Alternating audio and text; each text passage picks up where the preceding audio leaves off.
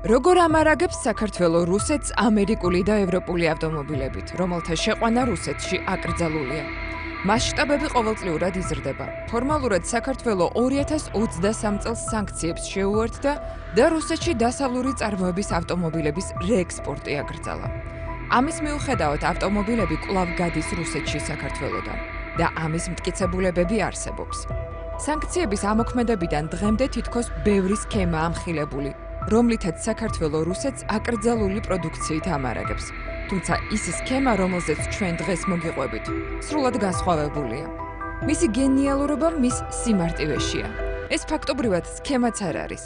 ეს უბრალოდ მარტივ ტყუილზე აგებული მილიარდიანი ინდუსტრიაა, რომლის შესახებაც ყველა მიცის, თუმცა არავინ იმჩნევს. ფორმალურად საქართველოს ხელისუფლება არაფერ შუაშია.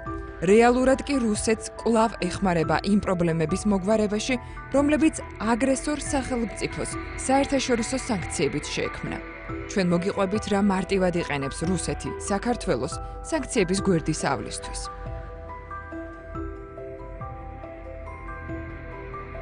საქართველოში ყოველწლიურად ათობით ათასი უცხოური ავტომობილი შემოდის. ძირითადად ამერიკის შეერთებული შტატებიდან, ნაწილი ევროკავშირის ქვეყნებიდან და იაპონიიდან. ავტომობილების ნაწილი საქართველოში რჩება, ნაწილი კი აქედან სხვა ქვეყნებში გადის, ანუ რეექსპორტი ხდება.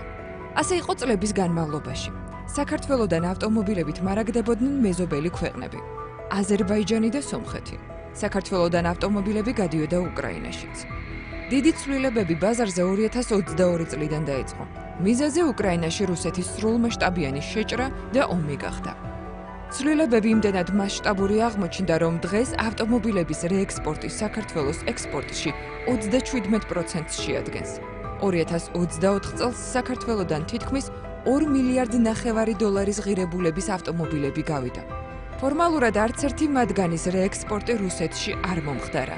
თუმცა რეალურად ამ მანქანების დიდი ნაწილი სავარაუდოდ სწორედ რუსულ ბაზარზე აღმოჩნდა. პირველად რუსეთი როგორც საქართველოში შემოსული ავტომობილების რეექსპორტის საბოლოო დანიშნულების ადგილი 2022 წელს გააქტიურდა. მას შემდეგ, რაც საერთაშორისო სანქციების გამო რუსეთში ამერიკული და ევროპული წარმოების ავტომობილების დეფიციტი გაჩნდა. უკრაინაში ომის დაწყების შემდეგ, 2022 წლის მარტში, რუსეთს არაერთი სანქცია დააკისრეს შეერთებულმა შტატებმა, დიდმა ბრიტანეთმა და ევროკავშირის ქვეყნებმა. აკრძალვები შეეხო სატრანსპორტო საშუალებების ექსპორტსაც. რუსეთი გერმანულმა, ფრანგულმა და იტალიურმა, ამერიკულმა, ბრიტანულმა, იაპონურმა და სამხრეთ კორეულმა საავტომობილო ბრენდებმა ერთმანეთის მიყოლებით დატოვეს. ევროპულმა და იაპონურმა ბრენდებმა უარი თქვეს როგორც მათი ავტომობილების ექსპორტზე რუსეთში, ასევე რუსეთის ტერიტორიაზე არსებულ ერთობლივ საწარმოებზე და რუსეთში წარმოება შეაჩერეს. მათი რუსული აქტივების ნაწილი სახელმწიფოს გადაეცა, ნაწილი ადგილობრივ პარტნიორებს. ეს პროცესი 2022 წლის მარტშივე დაიწყო და შემოდგომაზე დასრულდა. რუსული ბაზარი ჩინური ავტომობილების იმედად დარჩა. თუ ომამდე ჩინური ავტომობილების წილი რუსულ ბაზარზე გაყიდვებში 9-10% იყო, ომის დაწყებიდან 3 წლის თავზე ამ მაჩვენებელმა 60%-ს გადააჭარბა. თუმცა რუსებს საყვარელ ევროპულ, ამერიკულ და იაპონურ საავტომობილო ბრენდებზე უარის თქმა არ სურდათ.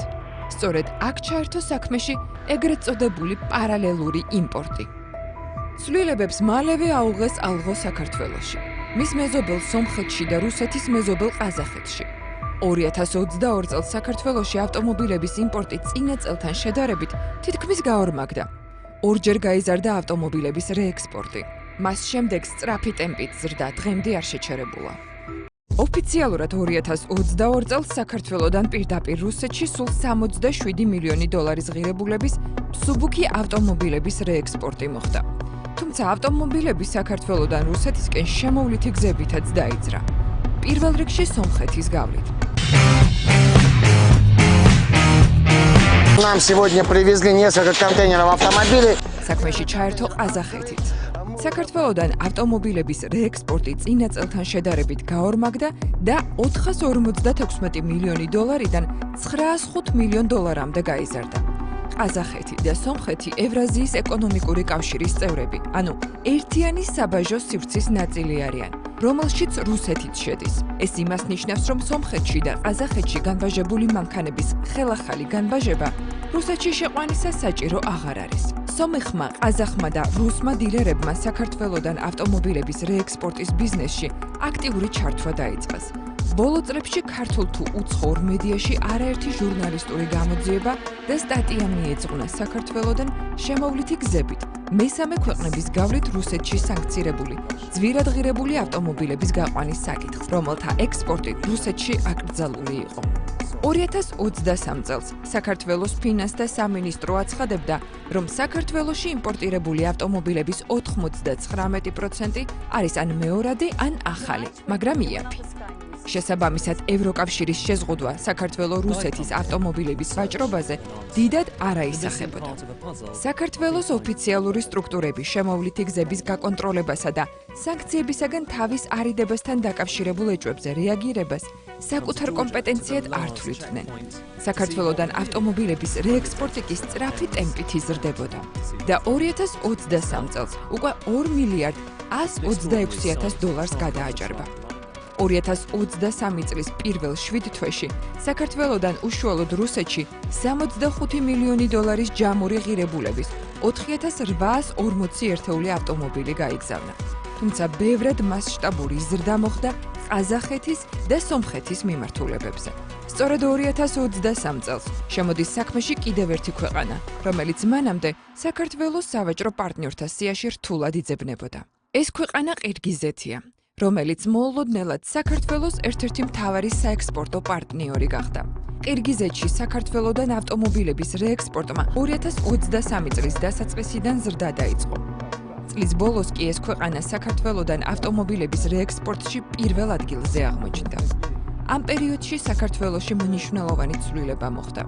საქართველოს ხელისუფლება იძულებული გახდა დასავლური სანქციების მე-11 პაკეტს შეერთებოდა, რომლითაც აიკრძალა შეერთებული შტატებიდან და ევროპიდან იმპორტირებული როგორც ახალი, ისე მეორადი ავტომობილების რუსეთსა და ბელორუსში ექსპორტი, რომელთა ძრავის მოცულობა 1900 კუბურ სანტიმეტრს აღემატება.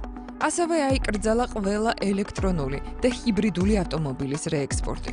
სანქციების მე-11 პაკეტი ასევე მოიცავდა სანქციებისთვის თავის არიდების საწინააღმდეგო ახალ ზომებს მესამე ქვეყნების წინააღმდეგ, ვინც რუსეთს სანქციებისთვის თავის არიდებაში დაეხმარებოდა. სანქციების ამ პაკეტის შემოღების შემდეგ საქართველოს ხელისუფლებამ 2023 წლის 1 აგვისტოდან ამერიკიდან შემოყვანილი მანქანების, ხოლო 2023 წლის 26 სექტემბრიდან ევროპიდან შემოყვანილი მანქანების რუსეთში ექსპორტი აკრძალა. რუსეთში საქართველოდან ავტომობილების რეექსპორტი 2023 წლის ოქტომბრიდან მთლიანად შეწყდა. სწორედ 2023 წლიდან იწყება ანომალური მოვლენები საქართველოს და მისი ახლად შეძენილი სავაჭრო პარტნიორის ყირგიზეთის სავაჭრო ურთიერთობებში და ექსპორტ-იმპორტში.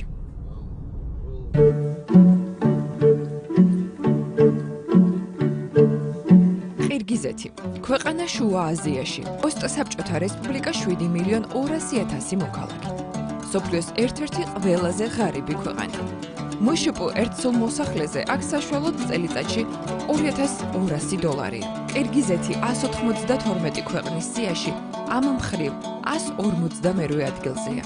საშუალო სტატისტიკური ყირგიზი საშუალო სტატისტიკურ ქართველზე 4-ჯერ ღარიბია. ყირგიზეთი აგრარული ქვეყანაა და მოსახლეობის დიდი ნაწილი სოფლის მეურნეობაშია დასაქმებული. სუსტად არის განვითარებული მრეწველობა და ტურიზმი. ყირგიზეთის ეკონომიკა დიდწილად ემიგრანტების მიერ გაგზავნილ ფულად გადარიცხვებზეა დამოკიდებული. კორუფცია და პოლიტიკური არასტაბილურობა ეკონომიკის განვითარებას აფერხებს. რა აკავშირებს საქართველოს ყირგიზეთთან? 2023 წლამდე საბჭოური წარსულის გარდა პრაქტიკულად არაფერი. მინიმალური სავაჭრო ურთიერთობები და უმნიშვნელო რაოდენობის ტურისტული ვიზიტები. ამ ქვეყანაში საქართველოს ელჩიც კი არ ჰყავს და აქ დიპლომატიურ წარმომადგენლობას მეზობელ ყაზახეთში საქართველოს საელჩო ახორციელებს. ყირგიზეთი უშუალოდ რუსეთს არ ემეზობლება. მას რუსეთისაგან ყაზახეთი ჰყოფს. ყაზახეთის გარდა მისი უშუალო მეზობლები უზბეკეთი, ტაჯიკეთი და ჩინეთია. იმისათვის, რომ საქართველოდან ყირგიზეთში სახმელეთო გზით მოხვდე, დაახლოებით 3500 კილომეტრი უნდა გაიარო. რასაც საშუალოდ 48 საათი სჭირდება. საქართველოდან ყირგიზეთამდე ჩასასვლელად ჯერ რუსეთის, შემდეგ კი ყაზახეთის ტერიტორია უნდა გაიარო. სწორედ გეოგრაფია გახდა სავარაუდოდ მთავარი მიზეზი, რის გამოც ყირგიზეთი ქართულ-რუსული საავტომობილო კონსპირაციის მნიშვნელოვანი კვანძი აღმოჩნდა. თუმცა თავად ყირგიზეთში ამის შესახებ სავარაუდოდ არაფერი იციან. რეექსპორტს ვაკეთებთ ყირგიზეთზე. რუსეთზე არავითარ შემთხვევაში არაფერი არ თქვათ. არსად არ თქვათ, რომ რუსეთში მიგყავთ. ეს მომენტი არ წამოგწდეთ, თორემ პრობლემები იქნება. მხოლოდ ყირგიზეთზე. სხვანაირად არ გამოვა. ეს რუსი დილერი კრასნოდარელი რომანია, რომელსაც საქართველოდან თითქოს და ყირგიზეთში, სინამდვილეში კი რუსეთში ავტომობილები გადაჰყავს. მისი რამდენიმე წინადადება გასაღებია იმ უცნაური მოვლენების ასახსნელად, რაც საქართველო-ყირგიზეთის სავაჭრო ურთიერთობებში ხდება. ყირგიზეთი საქართველოს სავაჭრო პარტნიორებში მეტნაკლებად შესამჩნევი ციფრებით 93 მილიონი დოლარით პირველად 2022 წელს გამოჩნდა. მანამდე საქართველო ყირგიზეთში პრაქტიკულად არაფერს ყიდდა და არაფერს ყიდულობდა. არც ყირგიზეთი საქართველოში. 2023 წელს კი ყირგიზეთი უკვე საქართველოს ერთ-ერთი მთავარი საექსპორტო პარტნიორი გახდა. ავტომობილების რეექსპორტის მაჩვენებლით კი ბაზარზე 2022 წელს ყველაზე მყარად დამკვიდრებულ ყაზახეთს და სომხეთსაც გაუსწრო და პირველ ადგილზე გავიდა. ყოველ შემთხვევაში ასე ამბობს ქართული სტატისტიკა. კითხვები თავიდანვე გაჩნდა. როგორ შეიძლება მსოფლიოს ერთ-ერთი უღარიბესი ქვეყნის ბაზარზე ერთ წელიწადში 16831 ძვირადღირებული ავტომობილი გასულიყო, რომელთა საშუალო ფასმა 36000 დოლარი შეადგინა. თუმცა კიდევ უფრო მეტი კითხვა მას შემდეგ გაჩნდა, რაც გაირკვა, რომ საქართველოდან წასული ავტომობილების უდიდესი ნაწილი, რომელთა დანიშნულების ადგილად ყირგიზეთი იყო მითითებული, ყირგიზეთში არ ჩასულა. ყოველ შემთხვევაში, ასე ჩანს ყირგიზეთის სტატისტიკის სამსახურის ოფიციალურ მონაცემებში. ზად გაქრნენ საქართველოდან ყირგიზეთისკენ დაძრული ავტომობილები. ამ კითხვაზე პასუხების ძიება ჩვენ რამდენიმე თვის წინ დავიწყეთ. თქვა შედის რუსეთის ტერიტორიაზე და მე რამოსდის ამ ავტომობილს, აქ კითხვის ნიშნები რჩება ბუნებრივია. ვერც დაგიდასტურებ და ვერც უარყოფთ, რომ ვერც იმას უარყოფთ, რომ თქვა ეს ავტომობილები თქვა დანიშნულების პუნქტში არ ჩადის. იგულისხმება ცენტრალური აზიის ქვეყნებში, თუ ჩადის იქიდან მე არ გადადის რუსეთში, ხო? იმიტომ რომ კონტროლი ამის მექანიზმი მხოლოდ ერთ სახელმწიფოს, რომ ამაზე კონტროლი განახორციელოს ძალიან გაუჭირდება. იმიტომ რომ რეექსპორტი დანიშნულების ქვეყანა არის კონკრეტული ცენტრალური აზიის ქვეყნები და მე იქიდან გადადის თუ არა რუსეთში, საკმაოდ ესეთი რთული გასაკონტროლებელია მხოლოდ ერთი ქვეყნის მიერ, მინდა გითხრათ. საქართველოში არის ავტომობილი ესეთი ვარიანტი кейსი განვიხილოთ, რაც არ არის რეალობასთან შორს. საქართველოში ავტომობილი და ქართული დილერი ყიდის ამ ავტომობილს. დავწყოთ აქედან. ქართული დილერთან მიდის არც ყაზახი, შეიძლება რუსიც და ეუნება, რომ ჩვენ ხო ვერ გამოვიწყებთ, რომ ეთნიკური რუსებიც ცხოვრობენ, შეიძლება ამ კონკრეტულ შემთხვევაში არის ყაზახეთში და ყირგიზეთში, ხო? და ეუნება, რომ რეექსპორტით მინდა მე ამ ქვეყანაში. ხო, ფასთან ფაზე მოლაპარაკება გაიმართება, ოფიციალურად გაფორმდება ეს ავტომობილი, ასე ვთქვათ, იმ ქვეყანაში, ცენტრალური აზიის ერთ-ერთ ქვეყანაში და მე ამ ადამიანს გაყავს საზღვარს კვეთს და ჩვენ არ ვიცით, ხო? შევიდა ქვეყანაში, არ ვიცი, არ შევიდა ქვეყანაში, შეიძლება დამალა საგადასახადო ორგანოებთან და შეიყვანა და არ გააფორმა, მოკლედ არ ვიცით. აი აქ იკარგება, არ არის გამორიცხული, რომ შედის უშუალოდ ამ ქვეყანაში და ვერც იმას ვერ გამორიცხავთ, რომ ეს თქვათ რუსეთში ხდება და სხვა ქვეყანაში არ მიდის. და მანქანა სად დაიკარგება, წყალებში დაიკარგება. ამის კონტროლი მხოლოდ ერთ სახელმწიფოს პრეროგატივა ვერ იქნება. სად იკარგება მანქანები? ამასთან დაკავშირებით ვერსიები შესაძლოა რამდენიმე იყოს, მაგრამ ფაქტებით და ციფრებით ერთადერთი ვერსია მყარდება. საქართველოდან თითქოს და ყირგიზეთის მიმართულებით დაძრული ავტომობილები, რომლებმაც გზად რუსეთის ტერიტორია უნდა გაიარონ, სინამდვილეში იქ ვერ რჩებიან. 2023 წელს საქართველოს სტატისტიკის სამსახურის მონაცემებით, ყირგიზეთში საქართველოდან 617 მილიონ 920 დოლარის ღირებულების 16831 ავტომობილის რეექსპორტი მოხდა. ყირგიზეთის სტატისტიკის სამსახურის ოფიციალური მონაცემებით კი 2023 წელს საქართველოდან ყირგიზეთში სულ 22 მილიონ 600,600 დოლარის ღირებულების 1397 ერთეული ავტომობილის იმპორტი დაფიქსირდა. იგივე ტენდენცია გაგრძელდა 2024 წელსაც. საქართველოს სტატისტიკის სამსახურმა ამ შეუსაბამობის ახსნა რამდენიმე არგუმენტით სცადა. საქსტატი ამბობს, რომ ერთი ქვეყნის ექსპორტის პირდაპირ შედარება მეორე ქვეყნის იმპორტის მონაცემებთან არასწორია და მონაცემებს შორის სხვაობა შეიძლება რამდენიმე ობიექტური მიზეზით აიხსნას. ერთ-ერთი მიზეზი საქსტატის ვერსიით შესაძლოა ის იყოს, რომ ქვეყანა საგარეო ვაჭრობის აღრიცხვაში სხვადასხვა მეთოდოლოგიას იყენებს. ამ ვერსიის არ სჯერათ ექსპერტებს. მე გავეცანი მაგ მეთოდოლოგიას, ვიცი მე ეს მეთოდოლოგია, მაგრამ როგორც არ უნდა გქონდეს გამოყენებული მეთოდოლოგია, SIF ფასებში აფიქსირებს თუ FOB ფასებში აფიქსირებს, დარიცხვის მეთოდს იყენებს თუ საკასო მეთოდს იყენებს. უბრალოდ ასეთი სხვაობა შეუძლებელია აიხსნას ამ მეთოდოლოგიით. ეს გამორიცხული აქეთ მეთოდოლოგიაში ერთ-ერთ ფაქტორად ასახელებენ დროის პერიოდს, სხვადასხვა პერიოდში ხდება აღრიცხვა. არ არის ეს მოყვანილი მიზეზები არის თითიდან გამოწვეული. შეუძლებელია რომ საქართველოდან ფიქსირდებოდეს ამხელა რაოდენობის ექსპორტი ყირგიზეთში და ყირგიზეთის სტატისტიკაში საქართველოს შესახებ საერთოდ სცენება არ იყოს, აქ საუბარია მილიონობით დოლარის ღირებულების პროდუქციაზე. ამდენად როგორიც არ უნდა იყოს მეთოდოლოგია და დასახელებული მეთოდების გათვალისწინებით სტომილება ამ შემთხვევაში შეიძლება იყოს თქვათ 10 მაქსიმუმ 15% მეტი არა. ამ სტატისტიკის სამსახურის ეროვნული სამსახურის მიერ მოყვანილი მეთოდებზე გავითვალისწინებთ მეთოდოლოგიაზე გავითვალისწინებთ. ამდენად არ არის ეს მიზეზი. რეალურად და ფაქტია, რომ ავტომობილების მოგებაში ყირგიზეთში არ რჩების, ის რჩება რუსეთში. ეს არის რეალური. ექსპერტმა უკვე განმარტა საქსტატის კიდევ ერთი არგუმენტი. დროში განსხვავება, რომელსაც ის არენდობა. მოდით ვნახოთ, რამდენად შეიძლება რეალური იყოს ყირგიზეთის შემთხვევაში არგუმენტი, თითქოს ერთი ქვეყნიდან მეორეში განხორციელებული ექსპორტი მიმღებ ქვეყანაში იმპორტად შესაძლოა მოგვიანებით აღერიცხოს. ტრანსპორტირების ხანგრძლივი ვადის გამო. საქართველოდან ყირგიზეთში სახმელეთო გზით ავტომობილით ჩასვლა 48 საათშია შესაძლებელი.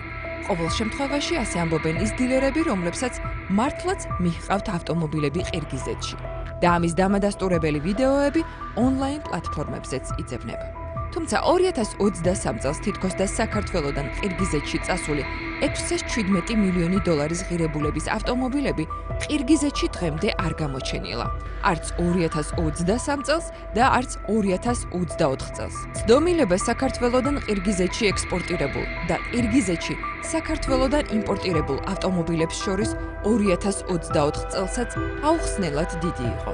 ყირგიზეთის სტატისტიკის სამსახურმა 2024 წლის იანვარ-ნოემბრის სტატისტიკური მონაცემები 2025 წლის 17 იანვარს გამოაქვეყნა. წლის სრული სტატისტიკა თებერვლის ბოლომდე გამოქვეყნდება. თუმცა უკვე გამოქვეყნებული ინფორმაციითაც დასტურდება, რომ საქართველოდან თითქოს და ყირგიზეთში გაგზავნილი ავტომობილების უდიდესი ნაწილი იქ არც 2024 წელს ჩასულა.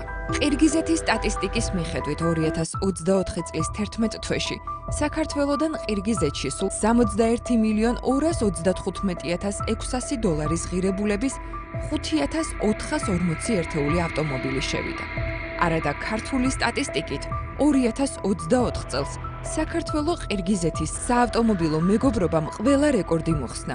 საქართველოს სტატისტიკის სამსახურის ინფორმაციით 2024 წელს საქართველოდან ყირგიზეთში 1.2 მილიონი დოლარის ღირებულების 34.560 ავტომობილი გავიდა. ერთეულის საშუალო ფასი 34.600 დოლარი იყო. 2024 წელსაც ყირგიზეთმა საქართველოდან ავტომობილების რეექსპორტით პირველი ადგილი დაიკავა. ავტომობილების რეექსპორტის მასშტაბი კი იმდენად დიდი იყო, რომ ყირგიზეთი ზოგადად საქართველოს საექსპორტო პარტნიორებშიც პირველ ადგილზე აღმოჩნდა 19.6%-იანი წილით. ამდენი საქართველოს 2024 წელს სხვა არც ერთ ქვეყანაში არაფერი გაუღედია. ავტომობილების რეექსპორტის რეკორდის გამო ყირგიზეთი საქართველოს სავაჭრო პარტნიორების სიაშიც, სადაც აქამდე ათეულშიც არ ჩანდა, მე-7 ადგილზე აღმოჩნდა. $1,292,824,300 ბრუნვით და 5.5%-იანი წილით. მან გაუსწრო ყაზახეთს, სომხეთს და ოდნავ ჩამორჩა აზერბაიჯანს. ეს ცალმხრივი პარტნიორობის უნიკალური მაგალითია, რადგან საქართველო ყირგიზეთის სავაჭრო პარტნიორობის არათუ 10-ულში, არამედ 20-ულშიც არიძებნება და ყირგიზეთის სტატისტიკის მიხედვით, რომლის მთლიანი სავაჭრო ბრუნვა 2024 წელს საქართველოს სავაჭრო ბრუნვაზე ბევრად ნაკლებია. საქართველო მხოლოდ 0.5%-იან წილს იკავებს. საქართველოს სტატისტიკის სამსახური საქართველოსა და ყირგიზეთის სტატისტიკებში ამხელა შეუსაბამობის ასახსნელად კიდევ ერთ არგუმენტს გვთავაზობს. მაგალითად, საქსტატის ვერსიით საქართველოს მიერ ყირგიზეთში ექსპორტირებული პროდუქცია, მიუხედავად იმისა, რომ საბოლოო დანიშნულების ქვეყანა ყირგიზეთია, შესაძლოა სრულად არ გამოჩნდეს ყირგიზეთის მიერ საქართველოდან იმპორტირებულ პროდუქციაში, თუ ის მესამე ქვეყნის, მაგალითად, აზერბაიჯანის და ყაზახეთის გავლით შევიდა მის ტერიტორიაზე და შესაძლოა ჩაითვალოს იმ ქვეყნიდან განხორციელებულ იმპორტად, რომლიდანაც ბოლოს ყირგიზეთის საზღვარი გადაკვეთა. თუმცა ციფრებს და ყირგიზულ სტატისტიკას ეს ვერსიაც ვერ უძლებს. ყირგიზეთის სტატისტიკის სამსახურის მონაცემებით, ყაზახეთიდან ყირგიზეთში ამავე პერიოდში 2024 წლის 11 თვეში ჯამში $20,570,800 ღირებულების 354 ერთეული ავტომობილი შევიდა. აზერბაიჯანიდან კი ყირგიზეთში სულ 19 ავტომობილი. ანალოგიურია სიტუაცია 2023 წელთან დაკავშირებით და ამ შემთხვევაშიც ცდომილება ვერ დაბრალდება ყაზახეთს. 2023 და 2024 წლებში საქართველოდან ყაზახეთშიც არაერთი 1000 ავტომობილი გაიგზავნა. ეჭვები იმის შესახებ, რომ შესაძლოა ყაზახეთში გაყვანილი ავტომობილები შემდგომ მეზობელ რუსეთში იყიდებოდეს, მუდმივად არსებობს. თუმცა ამ შემთხვევაში ყირგიზეთისაგან განსხვავებით სტატისტიკაში ყველაფერი წესრიგშია. საქართველოდან გაგზავნილი ავტომობილები ყაზახეთში ნამდვილად ჩადის. მაგალითად, ქართული სტატისტიკით 2023 წელს ყაზახეთში $591,856,000 ღირებულების 39,896 ერთეული მსუბუქი ავტომობილი გავიდა. თითქმის იმდენივეა საქართველოდან იმპორტის სახით დაფიქსირებული ყაზახეთის სტატისტიკის მონაცემებში 39,418 ავტომობილი.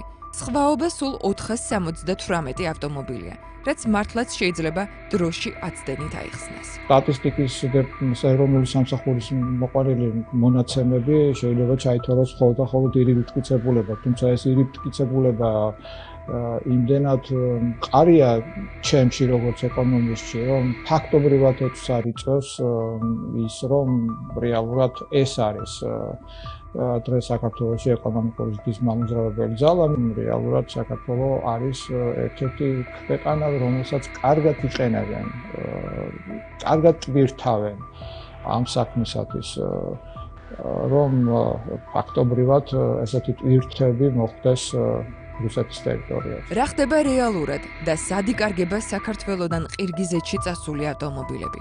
ირიბი ეჭვების შემდეგ გულწრფელი აღიარების დრო მოვიდა.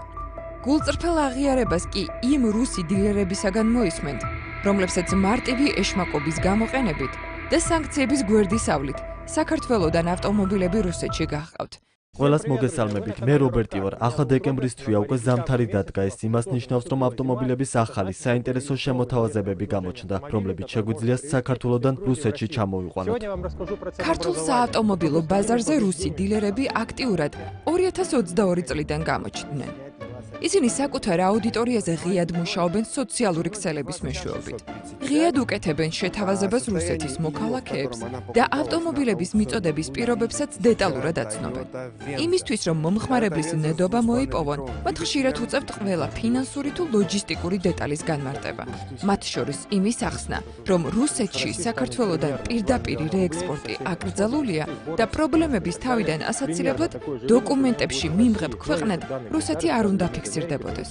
ჩვენ რამდენიმე თვის განმავლობაში ვაკვირდებოდით რუს დილერებს, რომლებიც საქართველოდან რუსეთში ამერიკიდან ჩამოყვანილი ავტომობილების გაყვანაზე მუშაობენ. შევისწავლეთ მათი ისტორიები, ონლაინ პლატფორმებზე გამოქვეყნებული ვიდეოები. გადაცემაში მხოლოდ მცირე ნაწილს და მხოლოდ იმ ვიდეოებს ვიყენებთ, რომლებიც ბოლო 3 თვეშია გადაღებული.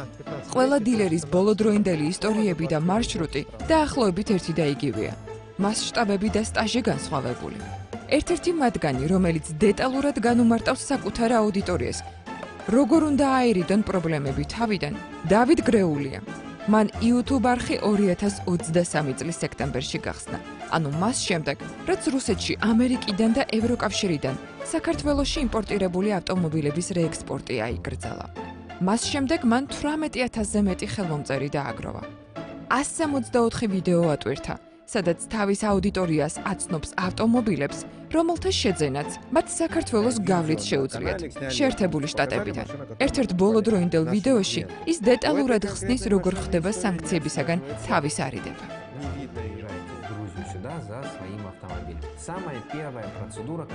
პროცესი იწყება იმით, რომ თქვენ ჩამოდიხართ საქართველოში თქვენი ავტომობილისთვის. სულ პირველი პროცედურა, რომლის გავლაც გიწევთ, ეს არის ავტომობილის გაფორმება ეგრეთ წოდებულ რეექსპორტზე, ანუ ავტომობილის და ყველა დოკუმენტის გაფორმება ქვეყნიდან გაყვანაზე, ანუ საქართველოს საზღვრებს მიღმა. იმის გამო, რომ საქართველოში გარკვეული სანქციები მოქმედებს, რომლებიც ახლა არ შემოუღიათ, შარშან შემოიღეს და დიდი ხანია ამასთან ადაპტირება მოახდინეთ, ამის მიუხედავად არსებობს სანქციები რუსეთის ფედერაციის და ბელარუსის მიმართულებით ავტომობილების გაყვანაზე. ამიტომ საქართველოში ავტომობილები ფორმდება ყირგიზეთის მიმართულებაზე. ანუ თქვენ რუსეთის მოქალაქე ჩამოდიხართ აქ, საქართველოში თქვენი რუსული პასპორტით. არჩევთ ავტომობილს ან ჩამოდიხართ იმ ავტომობილის წასაყვანად, რომელიც უკვე შეუკვეთეთ და ჩამოგივიდათ. არ აქვს მნიშვნელობა, ჩამოდიხართ აქ თქვენი ავტომობილის წასაყვანად. იღებთ ავტომობილს საჭირო დოკუმენტაციას, რომელიც განსხვავდება იმის მიხედვით, თუ რომელი ქვეყნიდან ჩამოვიდა ავტომობილი. რადგან ჩვენ შტატებიდან ჩამოსულ ავტომობილებზე ვართ სპეციალიზებული, იღებთ უშუალოდ ავტომობილის საბუთს და ტვირთის გადამზიდავის დოკუმენტს. ამ დოკუმენტებით და ავტომობილით მიდიხართ შინაგან საქმეთა სამინისტროს სერვის ცენტრში, რომელიც თბილისთან 20-30 წუთის სავალზეა, ქალაქ რუსთავში. მიდიხართ იქ და იწყებთ რეექსპორტის გაფორმების პროცედურას. საბუთების და მანქანის შემოწმების შემდეგ გადაგრთავენ რეგისტრატურაში, სადაც კითხავენ, სად მიყავთ ავტომობილი. ძალიან მნიშვნელოვანი მომენტია, რომ თქვენ რუსეთის მოქალაქე. უნდა თქვათ, რომ ავტომობილი მიყავთ ყირგიზეთში. მოდით ვიქნებით თქვენთან გულახდილი. ყველას ყველაფერი ძალიან კარგად ესმის. ანუ აბსოლუტურად ყველამ ყველაფერი ძალიან კარგად იცის. დაწყებული იმ ადამიანებიდან, ვინც სერვის ცენტრში საბუთებს გიფორმებთ, დამთავრებული იმ ადამიანებით, ვინც საქართველოს საზღვარზე გაგატარებენ რუსეთის მიმართულებით. ყველამ მშვენივრად იცის, რომ ეს მანქანა რუსეთში წავა და იქ დარჩება. ეს კანონი იმისთვის შემოიღეს, რომ არ მოხდეს სტატისტიკის წარმოება, უბრალოდ არ არსებობდეს სტატისტიკა, რამდენი ავტომობილი გავიდა საქართველოდან რუსეთში. ეს სქემა მუშაობს. ეს სქემა დიდი ხანია მუშაობს და კიდევ დიდ ხანს იმუშავებს. არაერთი 10,000 მანქანა გავიდა უკვე საქართველოდან რუსეთში ამ სქემით. მათ შორის ჩვენი არაერთი ასეული მანქანა იყო, რომელიც ასე გავიდა რუსეთში. წარმატებით მოხდა მათი განბაჟება, შეუფერხებლად მოხდა განბაჟება და წარმატებით ხდება მათი ექსპლუატაცია რუსეთში. მსგავსი გულახდილობა დილერებს იმისთვის სჭირდებათ, რომ პოტენციურ მომხმარებლებს შიშები და ეჭვები გაუქარწყლონ. სწორედ ამიტომ ყვებიან ისინი ხშირად ისეთ დეტალებს, რასაც წესით ღიად არ უნდა ყვებოდნენ. დავიდი მომხმარებელს უხსნის, რომ პრემიუმ სეგმენტში 2-დან 3 მილიონამდე რუბლის დაზოგვაა შესაძლებელი და სჯობს საქართველოში იყიდონ ასეთი მანქანები, ვიდრე სხვაგან. 2025 год наступил, пришли и новые изменения. 2025 წლის პირველ ვიდეოში ის ამბობს, რომ მის ანგარიშზე უკვე საქართველოდან რუსეთში გაყვანილი 5,000 მანქანაა. ის ამბობს, რომ საქართველოდან ამერიკული და ევროპული ავტომანქანების შეყვანაზე მოთხოვნა იზრდება, მიუხედავად რუსული რუბლის კურსის ვარდნისა და შესაბამისად ახალ სახელმძღვანელო რეკომენდაციებს თავაზობს. ზოგი რუსი დილერი ვიდეოზე ასახავს სრულ ციკლს. რუსთავში ავტომობილის შეძენიდან, რუსეთში მისი გაყვანის და იქ განბაჟების ჩათვლით.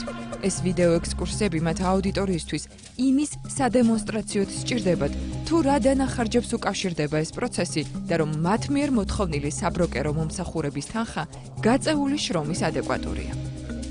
Так, ну а я добрался до аэропорта города Сочи. რუსეთიდან საქართველოში ჩამოსული კიდევ ერთი რუსი დილერი, კრასნოდარელი რომანი თბილისში სოჭის აეროპორტიდან ჩამოფრინდა. სხვა რუსი დილერების მსგავსად ისიც დეტალურად აღწერს საკუთარ მოგზაურობას თბილისამდე და შემდეგ უკვე თბილისში. ის ამბობს, რომ ამერიკიდან ჩამოყვანილ მანქანებს რუსეთში გასაყვანად ყიდულობს რუსთავში, ორ უდიდეს ავტობაზრობაზე. ავტოპაპას და კავკასოს ავტოიმპორტის ბაზრობებზე.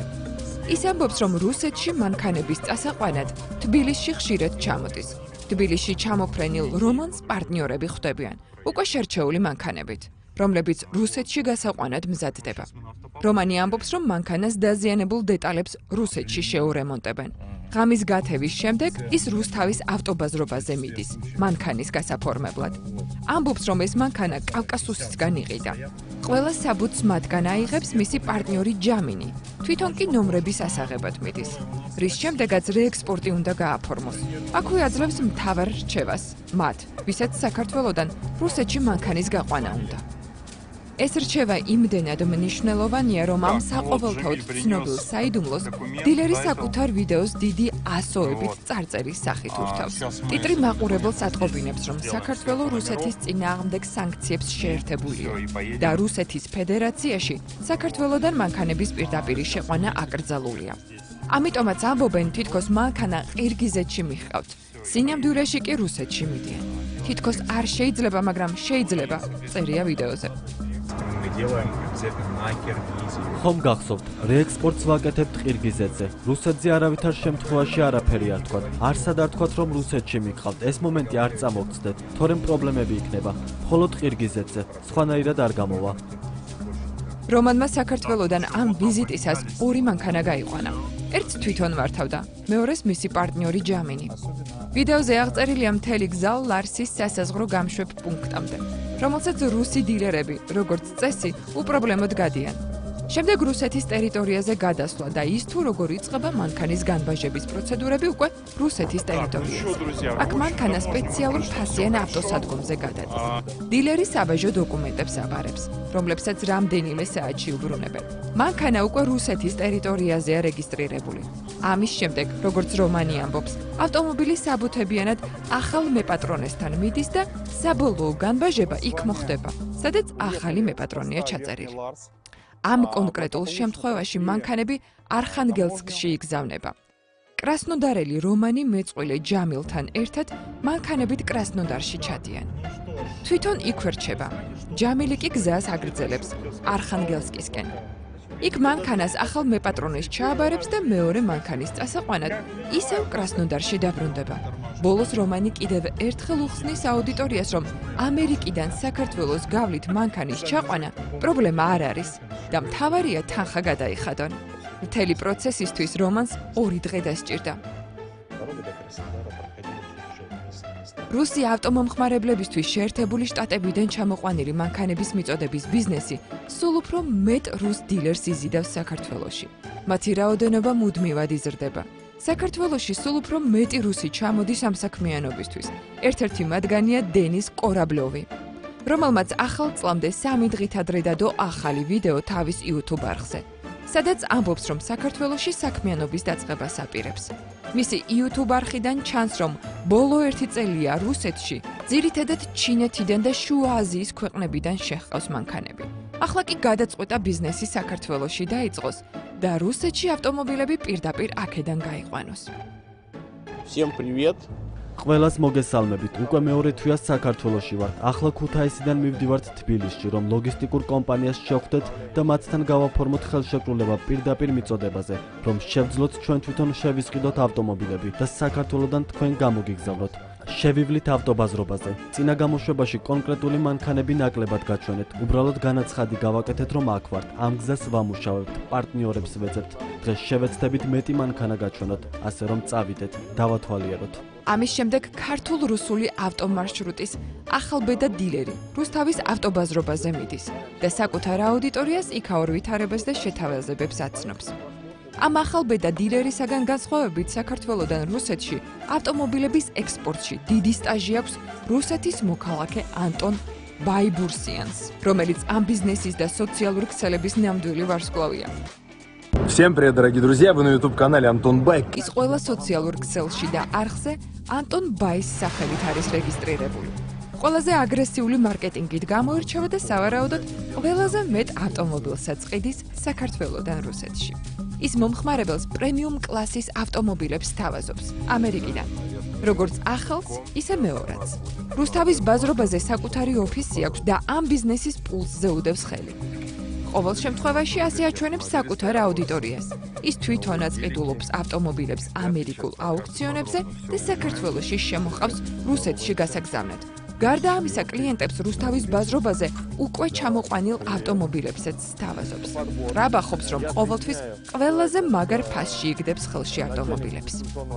Я прям в шоке, блин, мы его выиграли за 20 600 თუმცა долларов. როგორც ჩანს, წარმატება მარტივად არ მოდის.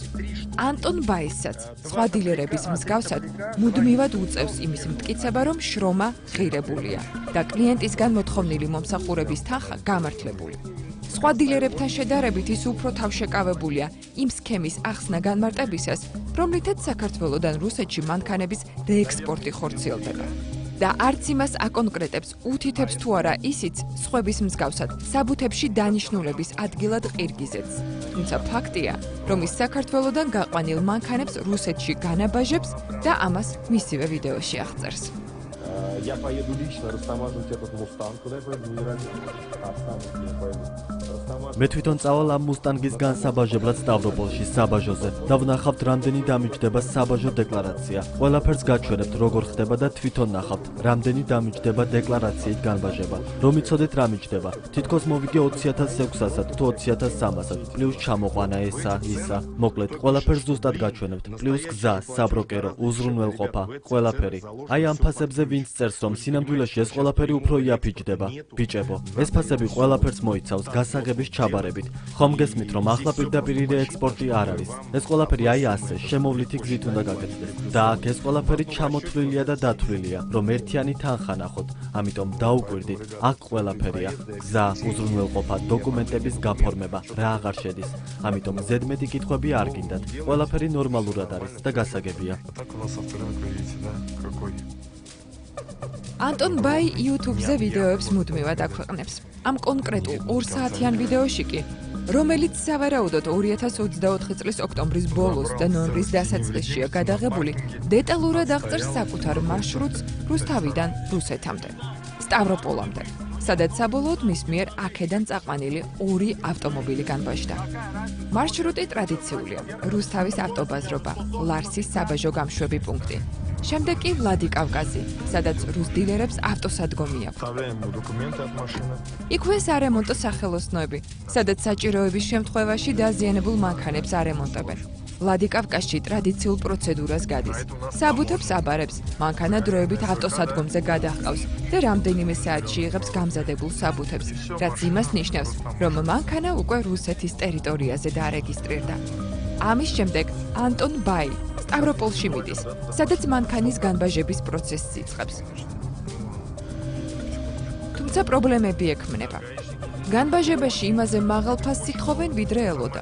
მიზეზი ის არის, რომ მანქანას მისი ღირებულების დამადასტურებელი საბუთი არ აქვს.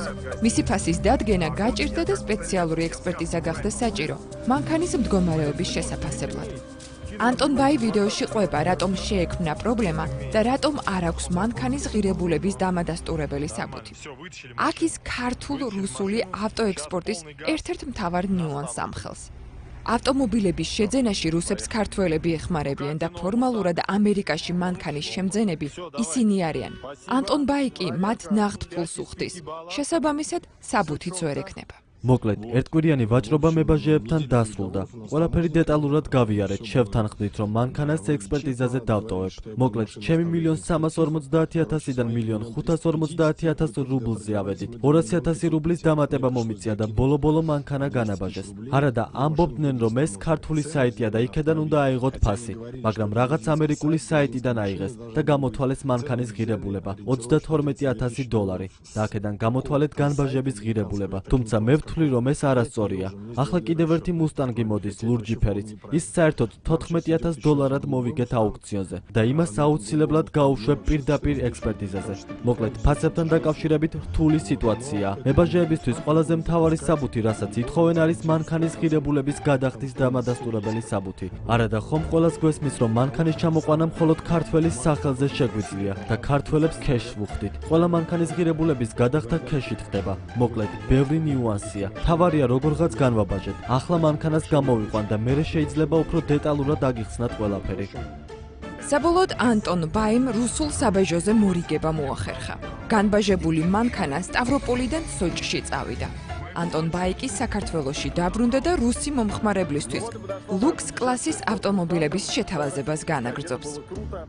რუსი დილერები საქართველოში თავს ისე გრძნობენ, როგორც საკუთარ სახლში. მათ აქ საკუთარი ავტოსახელოსნოებიც აქვთ.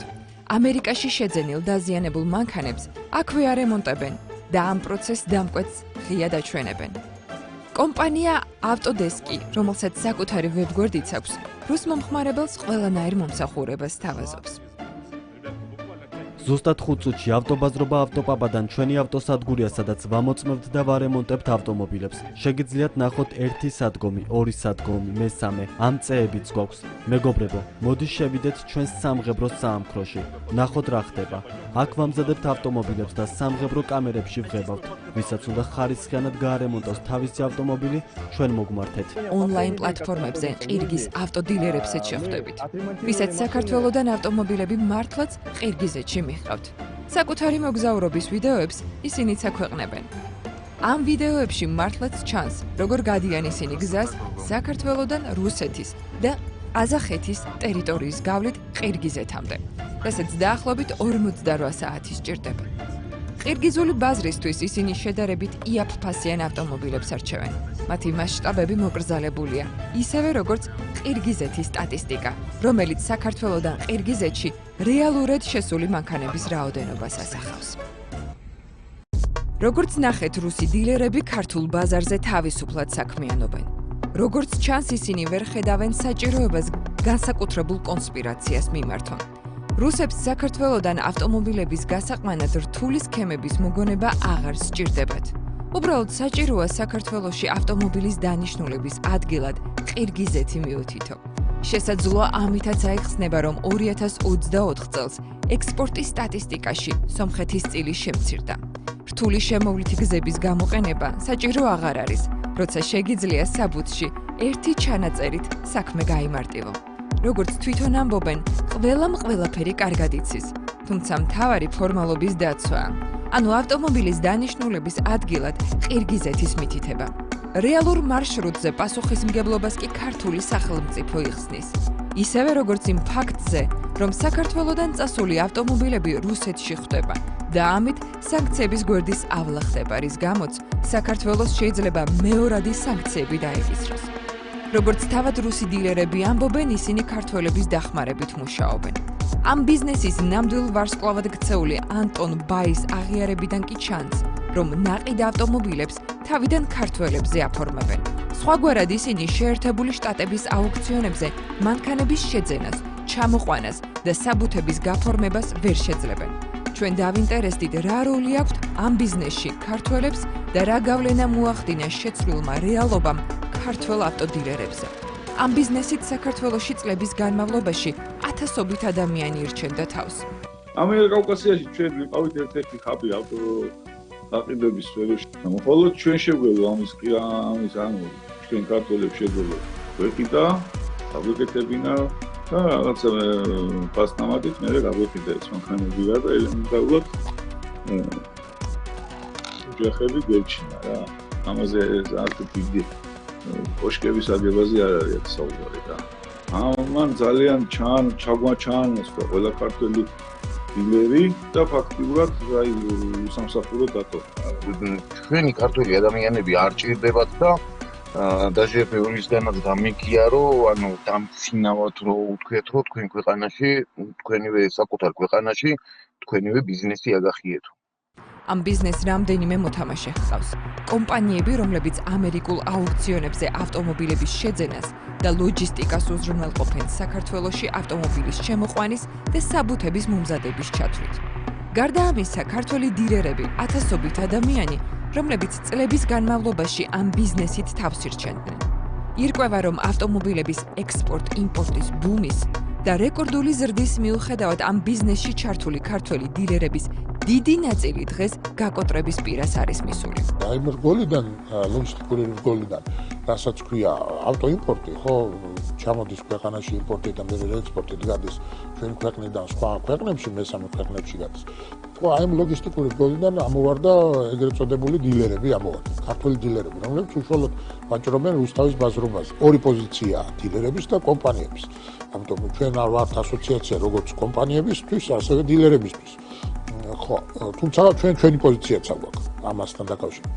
დილერების განმარტებით, რომ ნახოთ ახლა მყიდველი საერთოდ ძალიან ცოტა ბაზარზე, მაგალითად რუსთავის ბაზრობაზე.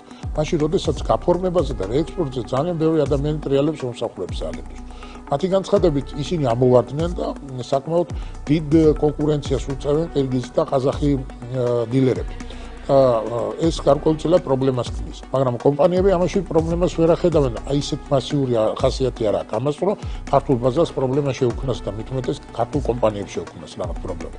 თუმცა არის იმის ნიშნები, რომ თვითონ ლოგისტიკურ კომპანიებსაც ცდილობენ, რომ ყაზახები, ასე ვთქვათ, ლოგისტიკური კომპანიის სეგმენტში შემოვიდნენ. ნაგვესმოდეს, რომ არსებობს დილერი, არსებობს ლოგისტიკური კომპანია. ხო და აი ლოგისტიკური კომპანიის საქმიანობა მათი აღქმით საშუალებას არ წარმოადგენს თქვათ კონკურენცია იგივე ყაზახი ასე თქვათ ბიზნესმენებისაგან მაშინ როცა დილერები პირდაღიათ აიძახიან რომ ჩვენ უკვე ვართ ამ კონკურენციაში. ქართველი დილერები დღეს ამბობენ რომ ავტომობილებს ვეღარ ყიდიან და ბიზნესიდან თანდათან გადიან. ქართველი დილერები ყაზახების და რუსების მხრიდან კონკურენციას ვეღარ უძლებენ. ნებისმიერ მოქალაქეს ჭირდება სპეციალური ეგრეთ წოდებული კოდები, იუზერი და პაროლი, რომ შევიდეს ამერიკის შეერთებული შტატების აუქციონზე და შეძლოს მანქანის ყიდვა. შემდეგ განახორციელოს მისი ტრანსპორტირება საქართველოში. ამას აკეთებენ ქართული კომპანიები, რომელიც ბევრი კომპანიები არის. რამოდენიმე პირველად დაახლოებით 22 წლის 23 წელს ალბათ დაიწყო ამ კოდების გაცემა უცხო ქვეყანა ქვეყნის მოქალაქეები და ჩვეულებრივად ჩვენ ქართველების აუზით ხდება მოკლეთის ყველაფერი და ჩვენგან კი როცა ყიდულობდნენ დღეს აქ იმის გუქნება რომ აღარ იყიდონ ჩვენგან და პირდაპირ იყიდონ და გაიყვანონ რა აღებული აქვს ავტოსერვისები ჩვეულებრივად მუშაობენ ანუ ჩვენ რეალიზაციას ვახორციელებით რეექსპორტზე გადიოდა მანქანა და ჩვენ აღარ ვჭირდებით რა თვითონ აკეთებენ რა რეექსპორტსაც და ყველაფერს რა ყველაზე 10 მანქანა რომ ჩამოყავდა წეში ეხა ჩამოყავდა ერთი შეიძლება ისიც არ ჩამოვიყვანა ჩვენ კომპანიებთანაც მქონდა შეხვედრა ვესაუბრეთ აუქციონის პრობლემა რაში მდგომარეობს ჩვენი მაგრამ სამწუხაროდ ლაპარაკი დარჩა ლაპარაკის დონეზე და სულიც არ გამოუწყვია არც ერთ კომპანიას რომ სიტყვაზე ჩვენ გვერდში დავუდგეს რა ეს კოდები მისცეს და ჩვენი საქმე ასე ვთქვათ გადაულოცეს ამ უცხო ქვეყნის მოქალაქეებს რომლებიც ჩვენი კლიენტები იყვნენ ჩვენგან ყიდულობდნენ მანქანებს და ჩვენ გვრჩებოდა ის სარგებელი რა თქმა უნდა კომპანიებსაც სარგებელი რჩებოდა და რავი შეიძლება უბრალოდ მილიონები თუ რჩებოდა ჩვენგან ეხლა შეიძლება უბრალოდ მილიარდების შოვნაზე გადავიდნენ და ამიტომ გააკეთეს ესეთი რაღაცა რა და შეიცვალა ის რომ ქართველი კაცი ვეღარ სარგებლობს ვეღარანაირად საკუთარ ქვეყანაში აი სადღაც 2-3 წლის უკან ნებისმიერ ადამიანს ნებისმიერი ასაკის ადამიანს ორი კაპკი რო ქონოდა შეეძლო წამოიყვანა მანქანა ჩამოიყვანა ამერიკა იქნებოდა თუ გერმანია იქნებოდა თუ აი იქნებოდა და ოჯახი ერჩინა რა ჩვეულებრივ მაგრამ ამ კოდების გასვლისებით მოხდა ის რომ ქართველი კაცი დარჩა ლუკმპურის გარეშე ოჯახს ვერანაირად ვეღარ არჩენს და მარტო ეს ჩამოყვანები ხო არ იყვნენ ამაზე აქ იყო დიდი ჯაჭვი გაკეთებული და ეს დიდი ჯაჭვიც ჩაწყდა უკვე იმიტომ რომ იყო ხელოსანი ევაკუატორის მძღოლი იყო ტაივანის შემომტანი იყო დამშლელი იყო და ნებისმიერ დეტალზე რაღაცა ხელოსანი ჭირდებოდა დათვლილი მაქვს ერთი მანქანა რო შემოყავდა ქართველ ადამიანს 14 ადამიანი უნდა სადღაც 10-დან 14 ადამიანამდე ჭირდებოდა რომ ეს მანქანა გაკეთებულიყო მოსულიყო ისეთ მდგომარეობამდე რომ ბაზარზე გასულიყო და რაღაცა მოგებას დაეტოვა იმ მანქანის პატრონისთვის და აქედან გამომდინარე ახლა ის ხელოსნებიც ისე დარჩნენ ეს ადამიანები იყო ისე დარჩნენ, დილერები ისე დარჩნენ და რა ვიცი რა. ძალიან ცუდი სიტუაციაა. იმათ უკვე თავისი ხელოსნები ყავთ, თავისი საკუთარი პროფილაქტიკები ყავთ და იმ ტაივანის ნაწილები იქნება თუ დაშლილები იქნება, იმასაც თვითონ აკეთებენ უკვე. კოდები დაურიგეს სულ ყველას აბსოლუტურად ამ უცხო ქვეყნის მოქალაქეებსაც აქვთ უკვე წვდომა, აქამდე არ გქონდათ მარტო ჩვენ გქონდათ წვდომა და იმიტომ იყო რომ აქამდე შემოდიოდნენ და ქართველებისგან ყიდულობდნენ მანქანებს, მაგრამ ეხლა აღარ ჭირდებათ ქართველები, იმიტომ რომ თვითონ აქვთ უკვე წვდომა ამ კოდებზე, აუქციონებზე თვითონ ზიან და თვითონ თამაშობენ უკვე ყირგიზი იქნება ნებისმიერი ქვეყნის მოქალაქე რა, ზის და თამაშობს უკვე აუქციონზე. ქართველი აღარ ჭირდება. და ჩამოყავთ უკვე მანქანა, თვითონ უკეთებენ ამ გამზადებასაც, გაკეთებასაც და მე თვითონ გაყავთ უკვე თავის ქვეყნებში სადაც უნდათ. ჩვენ დავინტერესდით, რას ნიშნავს კოდების მინიჭება, რის გამოც ქართველი დილერები ქართულ კომპანიებს საყვედურობენ. საქართველოს სტატისტიკის სამსახურის ინფორმაციით, ქართული კომპანიების ხუთეული, ვინც ყირგიზეთში 2024 წელს ყველაზე მეტი ავტომობილი გაყიდა, ასე გამოიყურება. შპს კავკასიის ავტოიმპორტი, შპს B2B, შპს Ultimate Motors, შპს TBX, შპს Garage Shop. თანმიმდევრობა პირობითია, რადგან სტატისტიკა ცალკეული კომპანიის ბრუნვის მოცულობას არ აქვეყნებს. თუმცა ყველაზე დიდი სავარაუდოდ მათ შორის კავკასიის ავტოიმპორტია, რომელიც ბაზარზე 2004 წლიდან საქმიანობს და მისივე ვებგვერდზე გამოქვეყნებულ ინფორმაციას თუ ვენდობით, ამ დროის განმავლობაში მილიონამდე ავტომობილის იმპორტი განახორციელა. შეერთებული შტატებიდან ევროპასა და აზიაში. მას ფილიალების ფართო ქსელი აქვს და ასევე აქვს ავტობაზრობა რუსთავში. რუსთავის მთავარი ავტობაზრობის ავტოპაპას მოპირდაპირე მხარეს. რუსი დილერები, როგორც მათივე ვიდეოებიდან ჩანს, ყველაზე ხშირად სწორედ ამ ორ ავტობაზრობაზე საქმიანობენ. კავკასიის ავტოიმპორტს ვებგვერდზე მითითებული აქვს, როგორ შეიძლება გახდე მათი დილერი, რაც შეიძლება ბენეფიტებს გულისხმობდეს. პერსონალური კოდების მონიჭება ამერიკის აუქციონებზე და მონაწილეობის მიღება მესამე პირის ჩარევის გარეშე. რაც იმას ნიშნავს, რომ ავტომობილი თავად შეგიძლია შეარჩიო და იყიდო. შემდეგ კი კომპანია საქართველოში ჩამოსაყვანად ყველა შემდგომ პროცესს უზრუნველყოფს. კავკასიის ავტოიმპორტი ვებგვერდზე უთითებს, რომ ის ყველაზე მსხვილი სადაზღვევო ავტოაუქციონს კოპარტის 17 ოფიციალურ ბროკერს შორის არის მსოფლიო მასშტაბით. ჩვენ კომპანიის ვებგვერდზე შევავსეთ ფორმა, რომელიც დილერად გახდომისთვის არის საჭირო. გვაინტერესებდა ემსახურება თუ არა კომპანია რუსეთის მოქალაქეებს და თუ არ ემსახურება, როგორ ახერხებენ რუსი დილერები შემოვლითი გზებით ამ კომპანიის მომსახურების გამოყენებას.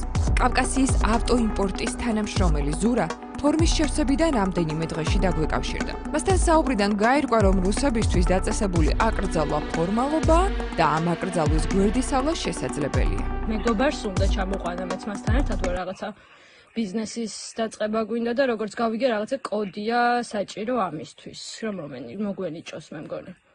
კიდევ მანქანა ჩამოიყვანოთ პირობითად გავავზადოთ გავუკეთოთ. კი ბატონო. კი, და ნინი აი საწყისად რა ვსტიქოთ პირობითად, აი თუ გინდა თქვენ ვინც უფრო ესე ვთქვათ გაწეცნობიერებია, მაგას გავესაუბრები, აი რა ვსტიქოთ ის ამოყვანათ, აი რო ვიცოდე მაინც აი წარმოდგენით კუთხე. აი ჯერ არ ვიცი, მე იმიტომ დავრეგისტრირდი, რომ ეს ჩემი მეგობარი არ არის საქართველოს მოქალაქე და არ ვიცი ეს პრობლემაა რეგისტრაციისას, თუ შეუძლია მასაც დარეგისტრირება სხვა ქვეყნის მოქალაქეს. არა, როგორ არის იცით, თქვენზე გავაკეთოთ რეგისტრაცია პირობითად და ის წამოიყვანს მანქანებს, ან არჩევთ თვითონ მანქანებს? თვითონ არჩევს, კი ერკვევა, კი. კი, შვენიერი. ხო, უნდა გავესაუბრო ეს მარტო, მე უბრალოდ ვეხმარები, ასე ვთქვათ, ამ ბიზნესის განვითარებაში და დაწყებაში. თვითონ ვერ ერკვევა ესეთ იმაში, არც ქართული არ იცის და მაგიტო. რა ენაზე საუბრობს? რუსია. აჰა, რუსი არის, ხო? კი ბატონო, თქვენ რუსებს ემსახურებით ისა თუ როგორ არის ეგ ამბავი? კი, როგორ არა, ყავს ბევრი დილერი ყავს.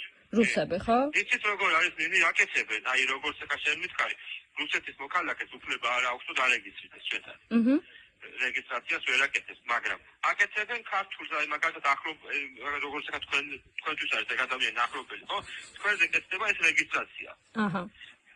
დიახ, აი თქვენზე შეგვიძლია გავცეთ კოდი. დიახ. თქვენ იქნებით დარეგისტრირებული ჩვენთან კომპანიაში, შემდგომ ის ადამიანი ესე ვთქვათ მოახდენს შესყიდვებს ავტომობილისას.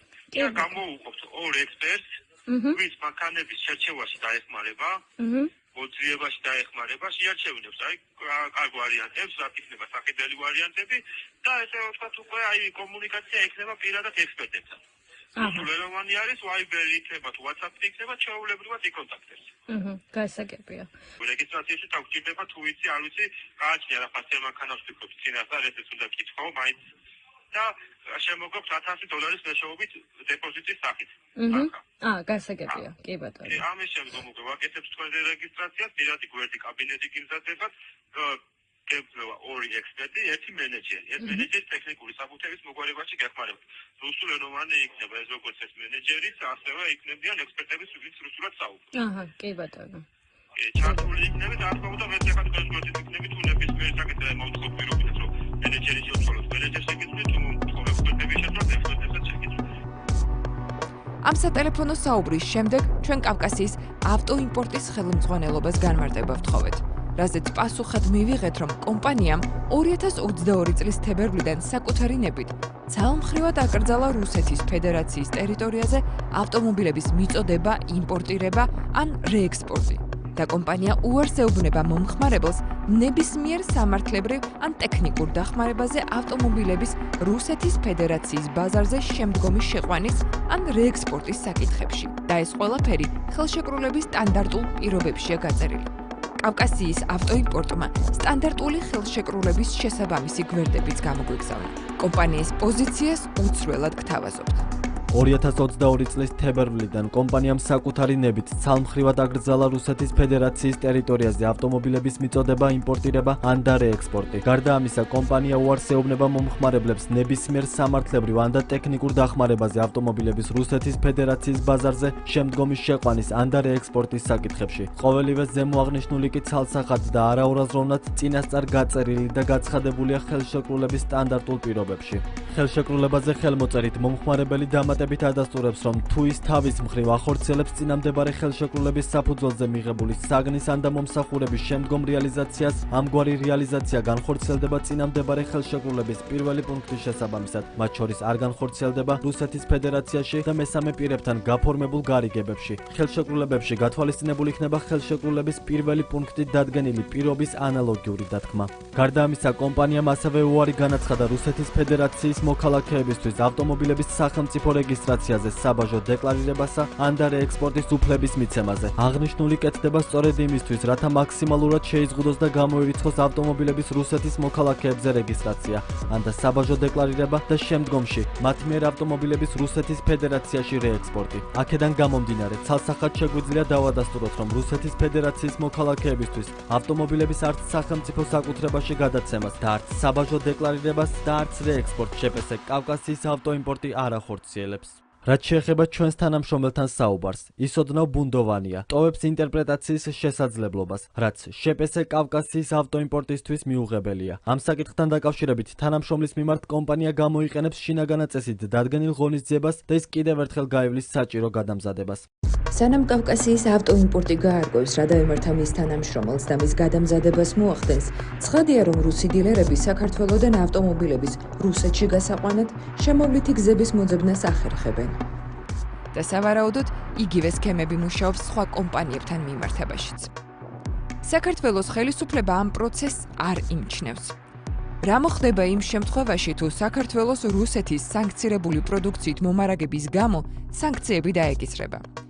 ბიზნესი, რომელმაც 2024 წელს ქართული ექსპორტის 37% შეადგინა და 2 მილიარდ 426 მილიონი დოლარით პირველ ადგილზე აღმოჩნდა, შესაძლოა უბრალოდ ჩამოიშალოს. 2024 წლის სტატისტიკით საქართველოს იმპორტში ავტომობილების ყიდვა-გაყიდვის წილი 20.5%-მდე გაიზარდა და 3 მილიარდ 464 მილიონი დოლარი შეადგინა. ციფრები აჩვენებს, რომ ქართულ სავაჭრო ბრუნვაში შეერთებული შტატებიდან ავტომობილების ყიდვა და შემდეგ საეჭვო ბაზრებზე გაყიდვა წამყვანი დარგია. ვინ იგებს ამ ბიზნესით და რას იგებს სახელმწიფო? მესმის რომ ეს საკმაოდ ყვირის ციფრებში და ჩვენ პირობებში, მაგრამ ეს საგვაქვს ჩვენ, ანუ ეს იმიტომ ყვირის, რომ ჩვენ ეკონომიკა არ აქვს. სავალუტო ფონდი იყო ჩამოსული და შეხვედრაც.